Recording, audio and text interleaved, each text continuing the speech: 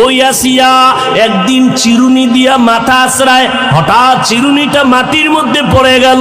উঠাইতে গিয়া আল্লাহর নাম জবানে বের হয়ে গেল। ফেরাউন পাশে দাঁড়াইয়া হঠাৎ করে শুনে, তুমি কার নাম নিলা? কয় আল্লাহর। আর গোপন রেখে লাভ নাই। এইবার ফেরাউন কয়, আমি তো তোমার খোদা।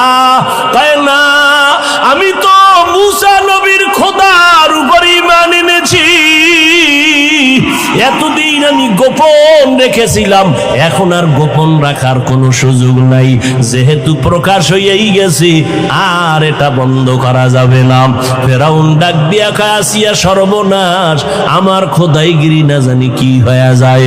তুমি আমার সাথে এরকম করবা না, কি চাও সব দিব।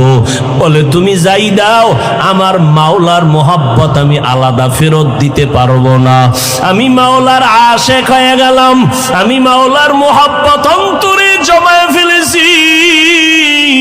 আমি আমার মাওলার নাম না নিলে আমার কলিজা ঠান্ডা হয় না। ফেরাউন বলে, খবরদার, আর একবারও তুমি বলবা না। আসিয়াকে ফিরাইতেই পারে না। এক পর্যায়ে ফেরাউন বলে, আমার কানে কানে একটু আমারে খোদা বলিয়া ডাক দাও।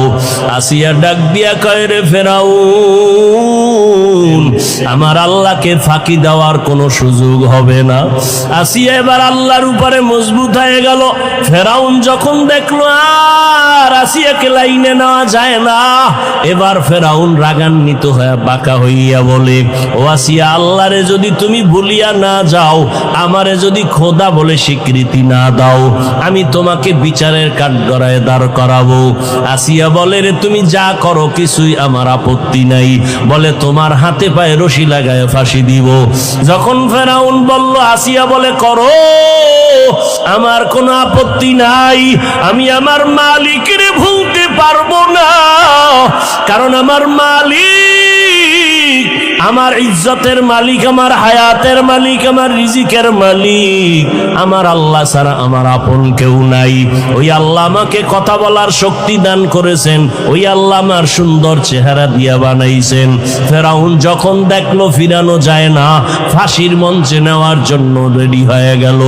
আসিয়ার হাতে পায়ে রশি লাগাইয়া এবার যখন ফাঁসির মঞ্চে নিবেন, আসিয়ার উপরে আঘাত, চোখের পানি ছেড়ে কাঁদেন আর আমার মাওলার সাহায্য চাইতেছেন।